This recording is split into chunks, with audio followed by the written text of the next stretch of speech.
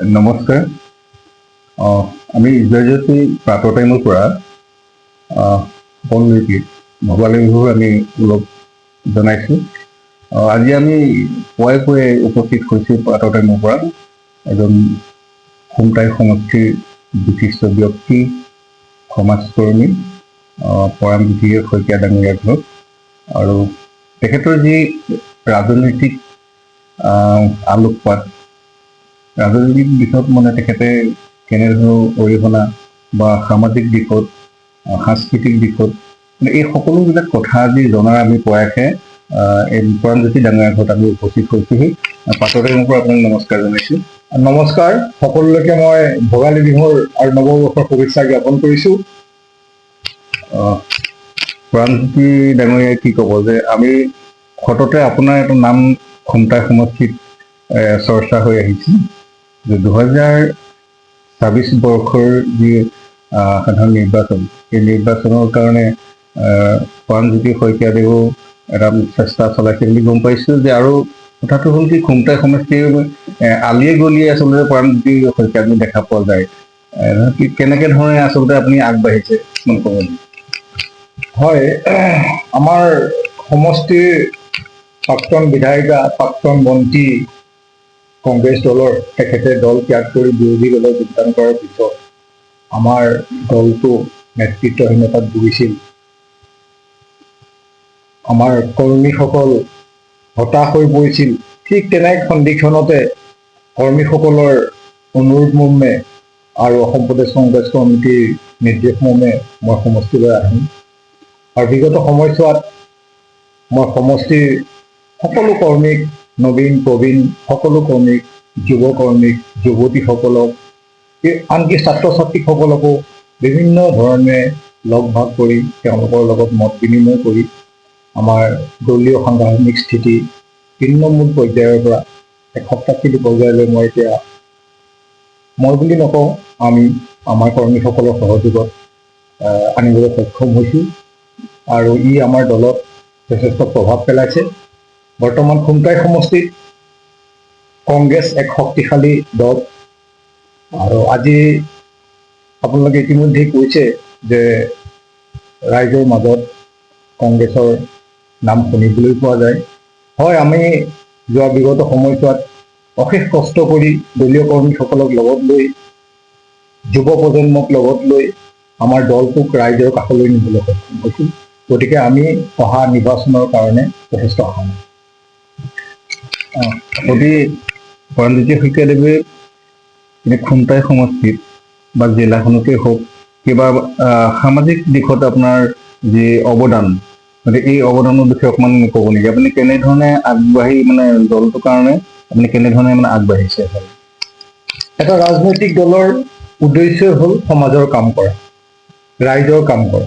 যিহেতু আমাৰ বৰ্তমান চৰকাৰ নাই, গতিকে আমি ব্যক্তিগত প্ৰচেষ্টাৰে আৰু দলীয় প্ৰচেষ্টাৰে আমি সমাজৰ হিতৰ কাৰণে, যুৱ সমাজৰ হিতৰ কাৰণে, সাংস্কৃতিক দিশত, ক্ৰীড়া দিশত, বিভিন্ন দিশত আমি ৰাইজৰ কাৰণে, সমাজৰ কাৰণে কাম কৰিবৰ কাৰণে চেষ্টা কৰোঁ। আৰু ঠিক তেনে এক চেষ্টাৰেই মই খুমটাই সমষ্টিত বিভিন্ন সামাজিক উন্নয়নমূলক কাম বা সামাজিক কামত মই বিভিন্ন ধৰণে জড়িত হৈ পৰিছিলোঁ। যেনে আপুনি ধৰক, যোৱা বিগত যি বাৰ্ষিক পৰীক্ষা হৈছিল, সেই বাৰ্ষিক পৰীক্ষাৰ প্ৰাকখনতেই ক্লাছ 10 আৰু 12 যিসকল পৰীক্ষাৰ্থী আছিল তেখেতসকললৈ মই এটা উপহাৰ প্ৰদান কৰিছিলোঁ, শৈক্ষিক উপহাৰ, য'ত এটা শৈক্ষিক সামগ্ৰী আছিল, যাতে সেই শিক্ষাৰ্থীসকল অলপ উৎসাহিত হয় আৰু পৰীক্ষাত তেওঁলোকে অৱতীৰ্ণ হৈ শিক্ষাৰ্থীয়ে উত্তীৰ্ণ হ'ব পাৰে। তাৰ ভিতৰতে বহুত পৰীক্ষাৰ্থী উত্তীৰ্ণ হৈছিল। উত্তীৰ্ণ হোৱা বহুত দুখীয়া ল'ৰা ছোৱালীক আমি নামভৰ্তিৰ কাৰণে বা বিভিন্ন দিশত তেওঁলোকক সহায় সাৰথি কৰা হৈছিল। ঠিক তেনেকৈ ধৰণৰ বিভিন্ন সামাজিকমূলক কাম আমি কৰিছোঁ। যদি সাংস্কৃতিক দিশলৈ যাওঁ, বিভিন্ন সাংস্কৃতিক অনুষ্ঠানত মই গৈ তেখেতসকলক উদগনি জনাওঁ। সংস্কৃতিয়ে আমাৰ সমাজক, যুৱ প্ৰজন্মক যাতে আগুৱাই লৈ যাব পাৰে, আধ্যাত্মিক দিশত আগুৱাই লৈ যাব পাৰে, তাৰ কাৰণে মই সদায় প্ৰচেষ্টা অব্যাহত ৰাখোঁ। আৰু খেলৰ দিশত আমি গোলাঘাট জিলাৰ খুমটাই সমষ্টিৰ মৰঙী আৰু কঁঠালগুৰি ব্লকত দুখন ডাঙৰ টুৰ্ণামেণ্ট আমি আয়োজন কৰিছিলোঁ এটাখিনি টি গাৰ্ডেনৰ টিমবিলাকক লৈ আৰু ইয়াৰ মাধ্যমে মোৰ এটা ইচ্ছা আছিল যে আমাৰ ইয়াত এই সমষ্টিত যিসকল প্ৰতিভা লুকাই আছে তেওঁলোকক সন্মুখলৈ আনি তেওঁলোকক ক্ৰীড়াৰ মাধ্যমে সমাজত প্ৰতিষ্ঠা কৰাটো মোৰ এটা ইচ্ছা আছিল আৰু এই ক্ষেত্ৰত আমি যথেষ্ট ফলপ্ৰসূ হৈছোঁ। তাৰোপৰি বিগত সময়ছোৱাত যেতিয়া বানপানী হৈছিল বানপানী এইটো আমি দলীয় সকলো কৰ্মী গৈ ক্ষতিগ্ৰস্ত লোকসকলক বান সাহায্য দিয়া বা পৰৱৰ্তী কালত কঠীয়া বিতৰণ কৰা আৰু বিভিন্ন ৰোগ প্ৰতিৰোধ কৰিব পৰাৰ কাৰণে ফিনাইল দিয়া, ব্লিচিং দিয়া, অন্যান্য মেডিচাইন দিয়া এইখিনি আমি সহযোগ কৰিছিলোঁ। বিভিন্ন ধৰণে আমি আমাৰ চাওক আপুনি হাতীৰ উপদ্ৰৱ আমাৰ খুমটাই সমষ্টিৰ বিভিন্ন অঞ্চলত হাতীৰ উপদ্ৰৱ হয়। সেই হাতীৰ উপদ্ৰৱৰ পৰা পৰিত্ৰাণ পাবৰ কাৰণে আমি দলীয় কৰ্মীসকলক লগত লৈ পেলাই তালৈ গৈছিলোঁ, বিভিন্ন ধৰণে সহায় কৰিছিলোঁ, তেওঁলোকক উদগনি জনাইছিলোঁ যাতে হাতীয়ে আমাৰ খেতিপথাৰ নষ্ট কৰিব নোৱাৰে। আৰু তেতিয়া আমি দেখিছিলোঁ যে বহু অঞ্চলত বহু ঘৰ হাতীয়ে ভাঙি দিছিলে। আমি দলীয় প্ৰচেষ্টাৰ সেই ঘৰবিলাক মেৰামতি কৰি বা পুনৰ নিৰ্মাণ কৰিবৰ কাৰণেও আমি চেষ্টা কৰিছিলোঁ। এনেকুৱা ধৰণে বিভিন্ন সামাজিকমূলক কাম আমি দলীয় হৈ কৰি আছোঁ যাতে দলটো আমি ৰাইজৰ মাজলৈ লৈ যাব পাৰোঁ। আমাৰ উদ্দেশ্য এটাই দলটোক ৰাইজৰ মাজলৈ লৈ যাব লাগে, কিয়নো বিগত 10টা বছৰে আমাৰ সমষ্টিত দলটোৰ প্ৰতিনিধিত্ব কৰিব পৰা নাই। গতিকে আমাৰ একমাত্ৰ উদ্দেশ্য হ'ল খুমটাই সমষ্টিত উদ্ধাৰ কৰিব লাগে, দলটোক ৰাইজৰ কাষলৈ লৈ যাব লাগে আৰু আমাৰ কংগ্ৰেছৰ পতাকা সগৌৰৱে যাতে আমি ইয়াত উত্তোলন কৰিব পাৰোঁ, সেয়াই আমাৰ একমাত্ৰ উদ্দেশ্য। খুব আচলতে সুন্দৰ মন্তব্য কৰিছে, ভাল লাগিছে। আচলতে শাসকীয় দল থকাৰ স্বত্বেও আপুনি কংগ্ৰেছ দলটোৰ হৈ যি আপুনি শৈক্ষিক সামাজিক আৰু যি আপোনাৰ ক্ৰীড়াৰ জৰিয়তে ছাত্ৰ ছাত্ৰীসকলৰ মাজলৈ ৰাইজৰ মাজলৈ আপুনি যেনেধৰণে আগবাঢ়িছে সঁচাকৈ এইটো প্ৰশংসনীয় আপুনি বিষয়। ভাল লাগিছে আপোনাক আৰু বিশেষকৈ এই কংগ্ৰেছ দলৰ তৃণমূল পৰ্যায়ৰ কৰ্মীসকলে আপোনাক বা ৰাইজে আপোনাক কেনেকুৱা আশ্বাস প্ৰদান কৰিছে বৰ্তমান সময়ত? খুমটাই সমষ্টিৰ দুটা ব্লক, মৰঙী আৰু কঁঠালগুৰি ব্লক। খুমটাই সমষ্টি ডিলিমিটেশ্যনৰ পিছত সমষ্টি পুনৰ নিৰ্ধাৰণৰ পিছত কঁঠালগুৰি ব্লকৰ এটা অংশ দেৰগাঁও সমষ্টিলৈ গুচি গ'ল আৰু সৰুকুঠাৰ সমষ্টিত মৰঙী ব্লকটো আমাৰ খুমটাই সমষ্টিলৈ আহিলে। খুমটাই সমষ্টিটো সম্পূৰ্ণৰূপে নৱগঠি। যোৱা সময়ছোৱাত মই তৃণমূল পৰ্যায়ৰ প্ৰতিজন কৰ্মীৰ ঘৰলৈ মই গৈছোঁ, প্ৰতিজন মণ্ডল সভাপতিৰ মই ঘৰলৈ গৈছোঁ, প্ৰতিজন বুথ সভাপতিৰ ঘৰলৈ মই গৈছোঁ আৰু বিগত পঞ্চায়ত নিৰ্বাচনত আমাৰ দলৰ হৈ প্ৰাৰ্থিত্ব আগবঢ়োৱা প্ৰতিজন আমি যোদ্ধাক, প্ৰতিজন আমি কেণ্ডিডেটক মই লগ ধৰিছোঁ। গতিকে বিভিন্ন ধৰণে আমাৰ কৰ্মীসকলক উৎসাহিত কৰি একত্ৰিত কৰি দলটোক তৃণমূল পৰ্যায়ৰ পৰা শক্তিশালী কৰিবৰ কাৰণে মই যথেষ্ট চেষ্টা কৰিছিলোঁ আৰু আজিৰ তাৰিখত আমাৰ খুমটাই সমষ্টিৰ তৃণমূল পৰ্যায়ৰ কৰ্মীসকল যথেষ্ট শক্তিশালী ৰূপত আছে। সকলো ঐক্যবদ্ধভাৱে কাম কৰি যাবৰ কাৰণে তেওঁলোক দৃঢ় প্ৰতিজ্ঞ আৰু আগন্তুক নিৰ্বাচনত আমি খুমটাই সমষ্টিৰ তৃণমূল পৰ্যায়ৰ সকলো কৰ্মীয়ে আমাৰ দলীয় কাম কাজ আগুৱাই নি আমি দলক জয়যুক্ত কৰাবৰ কাৰণে আমি দৃঢ়। এখন ক্ৰিকেট ফিল্ড নাই, এটা ইনডোৰ ষ্টেডিয়াম নাই, এটা অডিটৰিয়াম নাই। গতিকে আমি সেই ধৰণে যদি আমি 26 চনত কংগ্ৰেছ চৰকাৰ আমাৰ শাসনলৈ আহে আৰু মই যদি খুমটাই সমষ্টিক প্ৰতিনিধি কৰাৰ সুবিধা পাওঁ, সুযোগ পাওঁ, তেতিয়াহ'লে এই যিখিনি আমাৰ অভাৱ আছে এই অভাৱখিনি আমি সুপৰিকল্পনাৰে আমি সমাধান কৰিব লাগিব। আমাৰ ল'ৰা ছোৱালী, আমাৰ যুৱ সমাজ, আমাৰ খেলুৱৈ সমাজ সকলোৱে যাতে সম সুবিধা পায় তেওঁলোকৰ প্ৰতিভা বিকাশৰ বাবে আৰু তেওঁলোকৰ বিভিন্ন ক্ষেত্ৰত যাতে তেওঁলোকক প্ৰতিষ্ঠা কৰিব পাৰে, তাৰ বাবে আমি এক পৰিকল্পনা যুগুত কৰি পেলাই আমি উন্নয়নৰ কাম কৰিব লাগিব। আমি মৰঙী ব্লকলৈ যেতিয়া যাওঁ তেতিয়া আমি দেখা পাওঁ যে মৰঙী ব্লকৰ 90% ৰাস্তাও এতিয়া একদম বিধ্বস্ত ৰূপ লৈছে। তাত ৰাস্তা পদূলিৰ নামত হয়তো একেবাৰে কেঁচা হৈ আছে বা ক'ৰবাত দুই এটা শিলগুটি পৰিছে। গতিকে আমি গোটেই সমষ্টিত সামগ্ৰিক উন্নয়নৰ কাৰণে আমি এটা সুপৰিকল্পনালৈ মই আগবাঢ়িছোঁ। যদি ৰাইজে মোক সুবিধা দিয়ে, মোক সুযোগ দিয়ে, মই নিশ্চয় সমষ্টিত এক সম উন্নয়নৰ কাৰণে সামগ্ৰিক উন্নয়নৰ কাম কৰিম বুলি মই নিজেই এটা চিন্তা চৰ্চা কৰিছোঁ আৰু মই প্ৰতিজ্ঞাবদ্ধ হৈছোঁ। ঠিক তেনেকে আমাৰ ইয়াত যিখিনি নিবনুৱা আছে, সেই নিবনুৱাখিনি নিয়োগৰ ক্ষেত্ৰতো মই এক পৰিকল্পনা মোৰ ওচৰত আছে। আমি বিভিন্ন ক্ষুদ্ৰ ক্ষুদ্ৰ উদ্যোগ আমি প্ৰতিষ্ঠা কৰি, মই যেতিয়া চাইনা গৈছিলোঁ ফুৰিবৰ কাৰণে, তেতিয়া মই চাইনাত দেখিছিলোঁ যে কোনোবা এঘৰ মানুহ যদি 3টা ৰুমত আছে, তাৰে এটা ৰুম তেওঁলোকে ইণ্ডাষ্ট্ৰি বা তেওঁলোকৰ বাণিজ্যিক ক্ষেত্ৰত ব্যৱহাৰ কৰে, 2টা ৰুমতহে তেওঁলোক থাকে। ঘৰে ঘৰে সৰু সৰু কিছুমান উদ্যোগ আছিলে। আমাৰ ইয়াত যি আমি কপৌ ফুলটো লগাওঁ, আমি যি গামখাৰু পিন্ধো, এই সকলো বস্তু দেখোন আমাৰ চাইনাৰ পৰা আহে। এই বস্তুবিলাক আমাৰ ইয়াত প্ৰডাকশ্যন কৰাত কোনো প্ৰব্লেম নাই, কোনো অসুবিধা নাই।